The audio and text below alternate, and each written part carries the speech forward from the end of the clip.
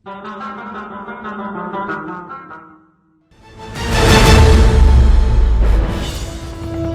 अफगानिस्तान से इस वक्त बड़ी खबर आ रही है, जहां कुछ देर में ही तालिबान की नई हुकूमत का ऐलान मुतवक्के है। अब से कुछ देर में काबीना में शामिल लोगों के नाम बताए जा सकते हैं। नई काबीना के अरकान के नामों का ऐलान अब से कुछ देर में मुतवक्के है।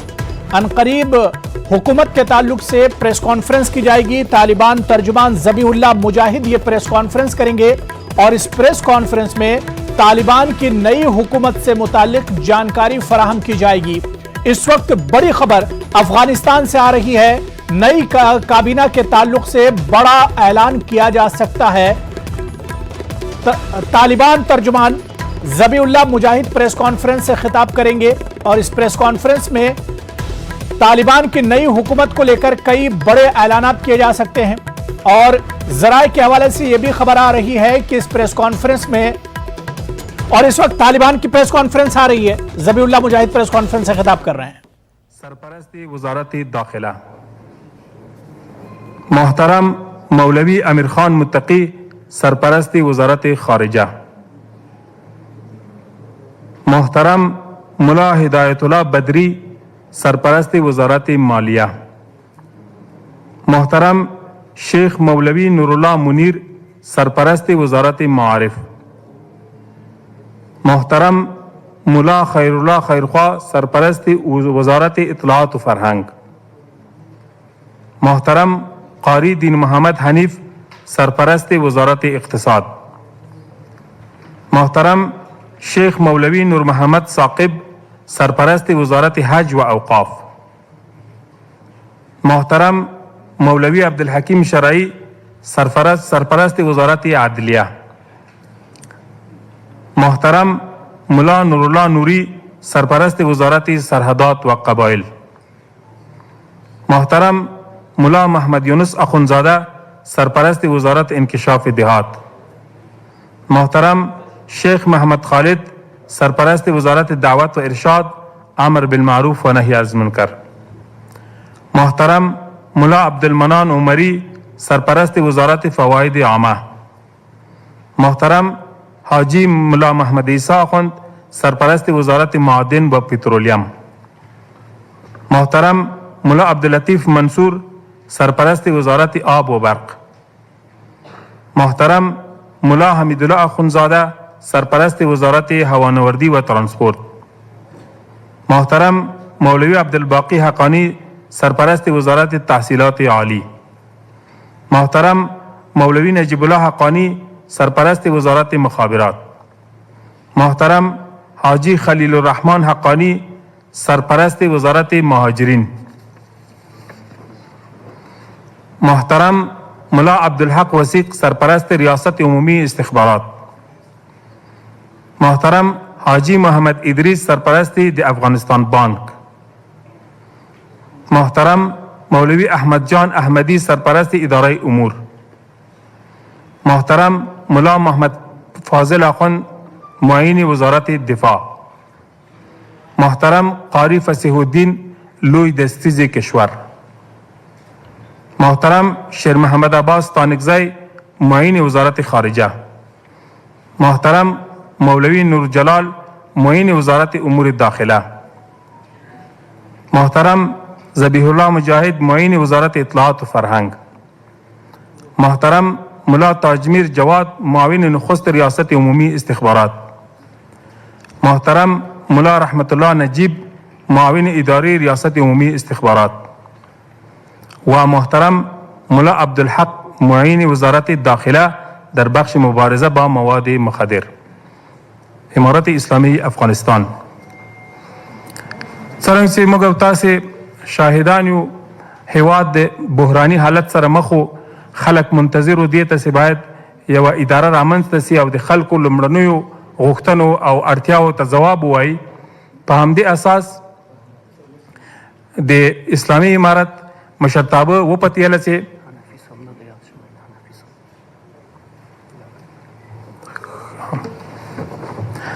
दलता यव इश्तिबा मुमकिन सवी दे रियास दे रियासत वज़रा दो माविनान दी मोहतरम मुला अब्दुल गनी बरदर अखुन दे रियासत वज़रा यौ माविन मोहतरम मौलवी अब्दुल सलाम हनफी दे रियासत वज़रा दो माविन नो मुशरताबो पतियाले ची दे इस्लामी इमारत दे फेरन दे पार यौ सरपरस्ता इदारा जोड़े। तो अफगानिस्तान से इस वक्त बड़ी खबर आ रही है जहां पर अफगान तालिबान तर्जमान ज़बीउल्लाह मुजाहिद प्रेस कॉन्फ्रेंस कर रहे हैं और इस प्रेस कॉन्फ्रेंस में बड़े नामों का ऐलान किया गया जिन्हें सरकार में तालिबान की नई सरकार में शामिल किया जाएगा। जो खबर आ रही है कि तालिबान के नए वज़ीर आज़म मोहम्मद हसन अख़वानज़ादा होंगे, मुल्ला बरादर को नायब वज़ीर आज़म बनाया जा सकता है। और इस वक्त हमारे साथ पैनल में प्रोफेसर अखलाक आहन साहब भी जुड़े हुए हैं जो बड़े नाम लिए गए हैं और क्योंकि पश्तून में पूरी प्रेस कॉन्फ्रेंस हो रही है तो मैं सीधा इस वक्त प्रोफेसर अखलाक आहन साहब के पास चलना चाहूंगा और उनसे ही मैं रिक्वेस्ट करूंगा कि इस प्रेस कॉन्फ्रेंस की जो खास बातें हैं वो हमारे नाजरीन तक पहुंचाए। प्रोफेसर अखलाक आहन साहब, सर बहुत आपका इस्तकबाल है न्यूज़ 18 उर्दू में। इस वक्त बड़ी खबर आ रही है और आप खुद उसे सुन रहे हैं। ज़बीउल्लाह मुजाहिद इस वक्त जो अफगानिस्तान की नई सरकार है, जो काबीना के बड़े नाम है, उसके बारे में तफसील से बता रहे हैं।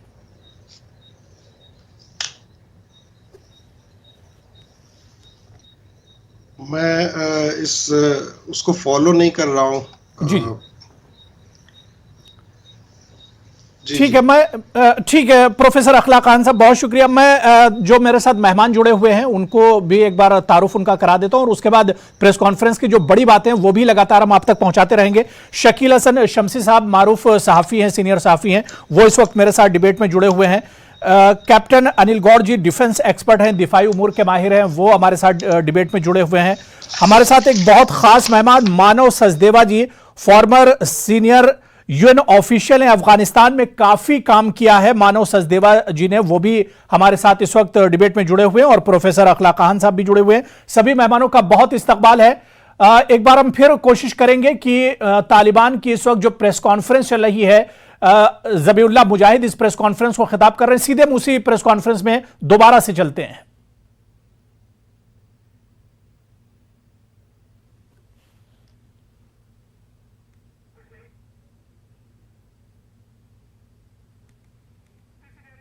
तो तालिबान हुकूमत की काबीना का ऐलान बाकायदा किया गया है और क्या कुछ बड़ी खबरें वो भी हम आप तक पहुंचाने की कोशिश कर रहे हैं।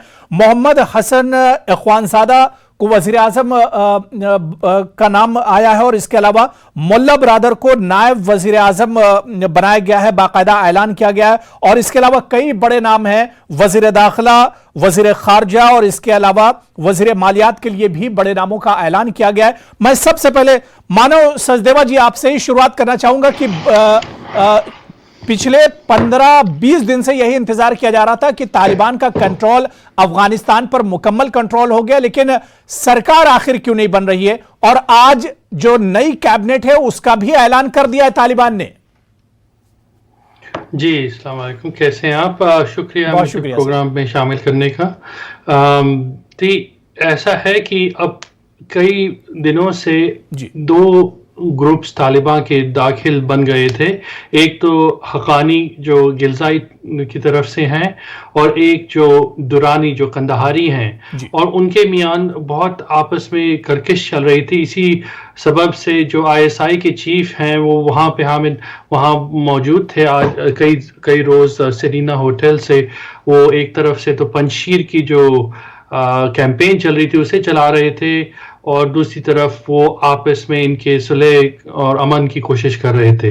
तो वो असलन आज का ये जो ऐलान है वो इस बात को जाहिर करता है कि इस वक्त पंजशीर पे उन्होंने अपना कंट्रोल कर लिया है।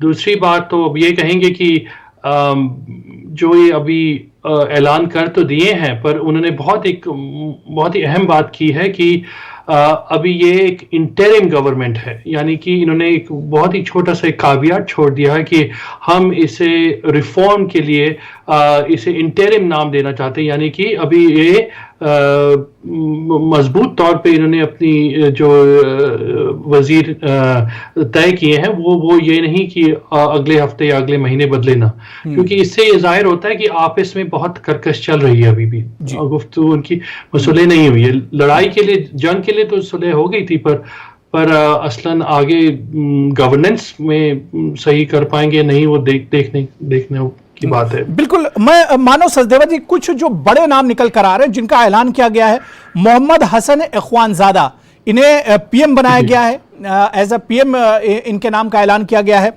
सिराज हक्कानी को होम मिनिस्ट्री दी जा रही है और इसके अलावा मुल्ला अब्दुल गनी ब्रादर जो है वो डिप्टी पीएम होंगे। इन नामों के बारे में अगर कुछ तफसील आपके पास हो, कुछ बता सकते हो, या क्या ये 2001 से पहले के भी सरकार में ये लोग थे? जी ऐसा है, देखें अब आप मुल्ला अब्दुल गनी बरादर जो हैं वो असलन आप कह सकते हैं कि सबसे बड़े पावर ब्रोकर हैं। वही जब भी जो कतर में जो भी हम नेगोशिएशंस कर रहे थे करारदाद के लिए, सुलहनामा के लिए, वो भी सब उन्हीं के मतलब पायन चल रहा था। वो काफ़ी मतलब जैसे कह सकते हैं किंग मेकर हैं, जैसे हिंदुस्तान में कह सकते हैं अमित शाह हैं। खैर छोड़ दीजिए इस बात को, पर मतलब वो उस बात को समझना बहुत ज़रूरी है कि वो बहुत देर से पावर ब्रोकर हैं। जहां बात रही हक्कानी की, अब देखिए हक्कानी उनके जो सिराजुद्दीन हक्कानी हैं वो हक्कानी, जैसे आप कहते हैं हक्कानी नेटवर्क एक वो चलाया करते थे। उनके अब्बू भी थे, उनके कई भाई भी, मतलब वो एक बहुत ड्रेडेड नेटवर्क है एक तरह के। उसमें पाकिस्तान का और ISI का बहुत कंट्रोल है। उनके तवस्सुत वो जितनी भी अपनी बात चलाना चाहते हैं वो चला सकते हैं। तो आप ये कह सकते हैं कि हक्कानी का वहाँ मौजूद होना एक मुश्किल पैदा करेगा, क्योंकि जो इनकी तारीख है वो इतनी सुलह से गवर्नेंस की नहीं है। जैसे अगर आप कहीं कंदहारी जो दुरानी है, वो जो भी आपने 3 अहम नाम दिए, वो उनमें से 2 का तो एक मतलब हदफ या मकसद यही था कि अफगानिस्तान पे काबू करें और सल्तनत पे मतलब अपनी हुकूमत, अपनी दौलत पायतख्त पे बनाएं। लेकिन हक्कानी का थोड़ा सा बड़ा हदफ है, तो उससे मियान आई फील कि दाखिले जैसे दौलत या दाखिले हुकूमत थोड़ी कर्कश बहुत होगी, और इसमें कब कहाँ 3 महीने के अंदर जिस काबीना का या जिन नामों का ऐलान किया गया, इसमें आने वाले दिनों में बड़ा रद्दोबदल भी हो सकता है, और ये शुरुआती नाम है जिनका ऐलान किया गया है। मैं शकील शमसी साहब आपके पास आना चाहूंगा। सर, आज 23वां दिन है। 15 अगस्त को अफगानिस्तान पर तालिबान का कंट्रोल होता है और 20 दिन से ज्यादा इंतजार सरकार बनाने के लिए तालिबान को करना पड़ा। क्या आपको लगता है, जिस तरह से सचदेवा जी बता रहे हैं कि सब कुछ तालिबान के अंदर भी ठीक ठाक नहीं चल रहा था, और ये जो ताखीर हुई यही बताने के लिए काफी है? मुझे लगता है कि ये सारी जो कवायद है, ये पूरी तकरीबन 2 दर्जन से ज्यादा लोगों के नाम बताए उन्हीं ने कि वो उनको बनाया गया सरपरस्त, यानी कि वजीर बनाया गया है वजारतों में। मुझे लगता है कि ये फैज हमीद के वहाँ मौजूदगी की वजह से हुआ है, क्योंकि फैज हमीद के पास हर एक के पूरी डिटेल रही होगी, क्योंकि उन्हीं के इशारे पर काम करते रहे ये लोग। तो उनको मालूम होगा कि कौन से ज्यादा लोग किस के लिए किस वजारत में जा सकते हैं, क्या करें। लेकिन अभी जो नाम सुनने में आए वो तमाम नाम मौलवियों के हैं और मुल्लाओं के हैं। उसमें कोई नाम अभी तक ऐसा नजर नहीं आया कि जो लगे ये कि कोई मॉडरेट सरकार भी होगी, या बाहर के लोगों का नाम देख के तो समझ में ऐसे ही आ रहा है, क्योंकि हर एक के साथ मौलवी और मुल्ला लगाया उन्हीं ने, तो उससे यही लगा कि अभी मौलवी और मुल्लाओं के नाम का ऐलान हुआ है। जो आम अफगान या दूसरे धड़ों के लोग हैं जो ये कह रहे थे कि एक बहुत बड़ी ऐसी होगी कि जिसमें मुश्तरका वजारत होगी, उसका नजर फिलहाल नजर नहीं आ रहा है। अब इसको देख के तो, अभी सिर्फ नामों को देख के तो अंदाजा नहीं लगाया जा सकता, और अभी बहुत कुछ बीच से ही नाम सुनने में आए। लेकिन अंदाजा तो हो ही रहा है कि वो उसको सेटल कराने में और उसमें ISI का बहुत बड़ा हाथ है, क्योंकि ISI के सामने कोई आदमी ज्यादा सर उठा भी नहीं सकता। उनके पास सारी उनकी रुदाद मौजूद है कि क्या क्या काम किए, तो इसलिए वो उनकी बात मानकर ये हो गया है। ब्रॉड एक सहमति जिसको कहिए, ब्रॉड कॉन्शियसनेस उसके ऊपर हो गई है, और हमें लगता है कि बहुत लेकिन अभी खुद परेशानियों से वो बाहर निकल गए, ऐसा तो नहीं है। आप देखिए पंजशीर में क्या हो रहा है, तालिबान के ऊपर भी एक अटैक हुआ जहाज के जरिए से। कौन सा जहाज था, किसने अटैक कर दिया, कहाँ से आया, किसी को भी मालूम नहीं है। कोई कहीं से अंदाजा लगा रहा है, कोई कह रहा ताजिकिस्तान से आया, कोई कह रहा रशिया से आया, कोई कह रहा वही जहाज था जो इनकी फौज उड़ाया करती थी अफगानिस्तान की। तो अभी इतना आसान नहीं है जितना वो केक वॉक समझ रहे थे कि बहुत आसानी के साथ हो जाएगा। बिल्कुल, मसाइल और चैलेंजेस बहुत ज्यादा हैं तालिबान के सामने, और अभी एक तरह से शुरुआती नाम है जो बताए गए हैं काबीना को लेकर या सरकार को लेकर। मैं प्रोफेसर अखलाक खान साहब आपके पास आना चाहूंगा।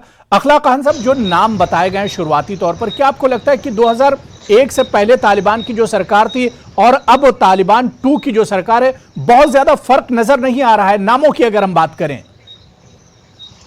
देखिए, ये जो नाम है, ये लीडरशिप में तो थे। हक्कानी ग्रुप जो इनके फादर थे वो पहले थे, पहली गवर्नमेंट में थे और पहले उस वक्त एक्टिव थे।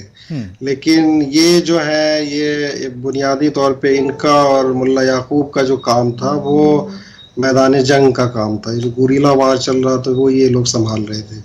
मुल्ला बरादर, अस्तानक जई या हसन आखुनज़ादा या इस तरह के जो लोग हैं, ये लोग जो पॉलिटिकल तौर पे इंगेज कर रहे थे। और ये ख़ास से मुल्ला बरादर जो है वो मुल्ला उमर के ज़माने से हैं और पिछली गवर्नमेंट का भी हिस्सा थे और उस वक्त भी एक्टिव थे। और इस दौर में ख़ास तौर से पिछले 3-4 सालों में इन्होंने नेगोशिएशंस में और दुनिया भर से जो डिप्लोमेटिक रिलेशन बनाना या अमेरिकन्स के साथ नेगोशिएट करना, उसमें भी एक्टिव थे। बल्कि आपको याद हो कि 2004 में बिल्कुल शुरुआती दौर में जब ये करज़ई साहब हुकूमत में आए थे और एक बार ऐसी सूरत हाल हो गई कि उनको तालिबान ने घेर लिया, तो इन्होंने ही एक तरह से नेगोशिएट करके उनको बचाया था। और फिर इनको छुड़वाने में करज़ई साहब का हाथ था कि इनको छोड़ा जाए ताकि जो है नेगोशिएशंस हों। तो ये एक बात यहाँ पे बहुत अहम है कि ये जो फेसेस हैं, ख़ासतौर से मुल्ला अब्दुल गनी बरादर और इस तरह के जो लीडर्स हैं, अस्तानक जई हैं, ये एक तरह से वो तबका है जो एक तरह से ग्रो किया है तालिबान में और एक्सपोजर उसको मिला है दुनिया भर का।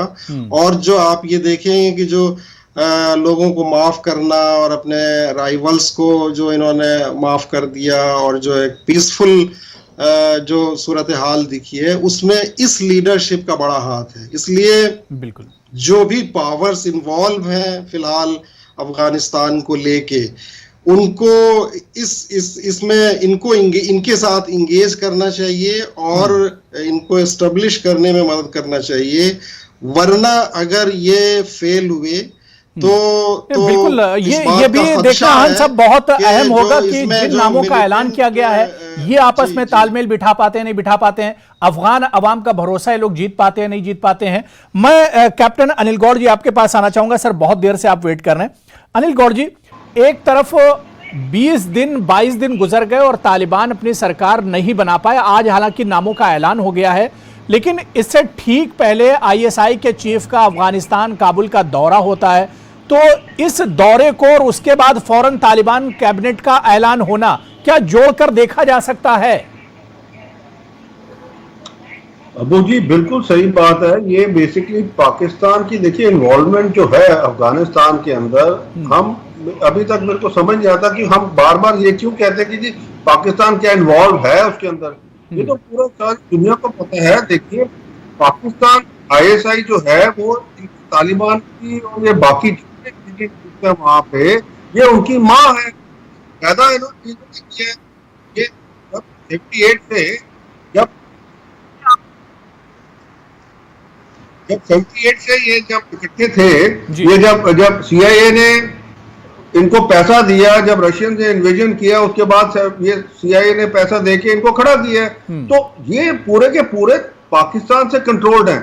ये इतना इनको अमेरिका से भी नहीं है इनको जितना कि पाकिस्तान आईएसआई का कंट्रोल है इनके ऊपर। और इसीलिए आप देखिए ये वहां पे इनका जाना जो डीजी आईएसआई का है वो इसीलिए गए हैं दो बातों के लिए। एक, पंजशीर के ऊपर जिस हिसाब से पाकिस्तान ने हमला किया है अपने हेलीकॉप्टर्स के साथ में, इसने तालिबानियों को वहां पे गवर्नर हाउस तक पहुंचा दिया वहां पे, और एकदम कैप्चर किया वो।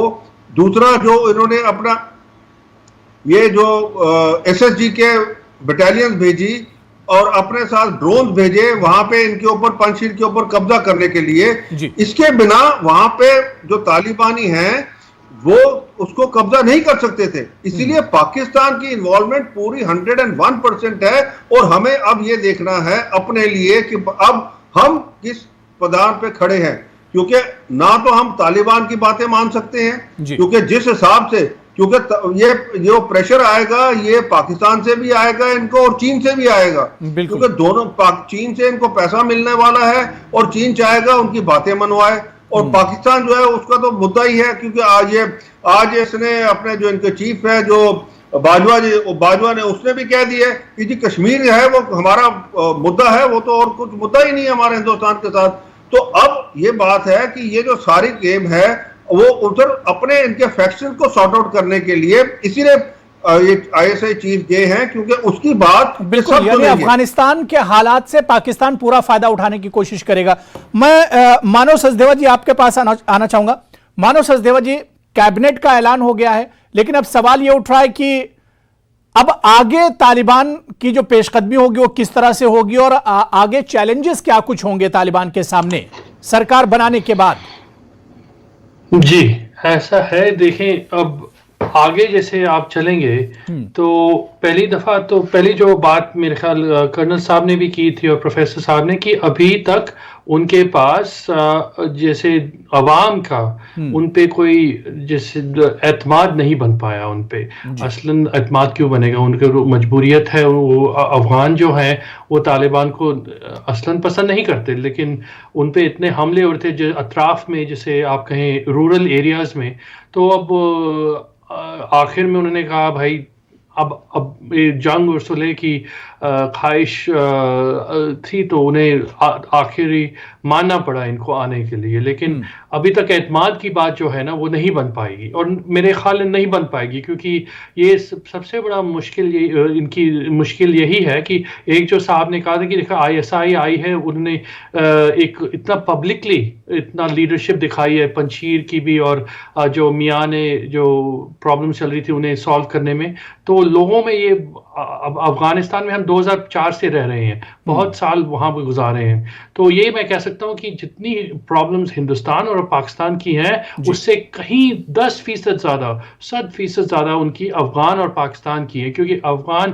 कहता है कि जब भी दखल अंदाजी हुई है, जैसे किसी साहब ने कहा था कि उनकी अम्मी वही है, उनका जैसे वो जाओ जिहाद शुरू हुआ था शायद खिलाफ सोवियत यूनियन हुआ था, लेकिन आखिर में उन्हें तब्दील करके उन्हें इस तरह जो अफगानों पे ज़र किया है वो इन्हीं के तवस्सुत होता है। तो आई थिंक ये सबसे बड़ी मुश्किल ये होगी है कि अब अफगान सब समझ रहे कि इनका तो माई बाप जो है वो आईएसआई है, वो चीफ हैं, वही असलन नताइज ले रहे हैं कि कौन कहाँ बैठेगा कौन कहीं बैठे। तो वो कहते हैं भाई अफगान जो है ना, आपको ये बात बता तो मैं तो आपको एक छोटी सी किस्सा रवानी करता हूँ। मैं जहाँ प्राइम मिनिस्टर कॉम्पाउंड में काम करता था तो मैंने एक चाय की दरखास्त की थी एक दफ़ा, तो चाय वाला चाय लेके आया, 2 प्याले चाय लाया, एक चाय हमें दिया और एक साथ में बैठ गया सोफे पे। हमें बड़ा लगा भाई हम इतने बड़े अफसर और यहाँ बैठ के, उन्हें कहा भाई चाय देना हमारा काम है, हम बराबर हैं।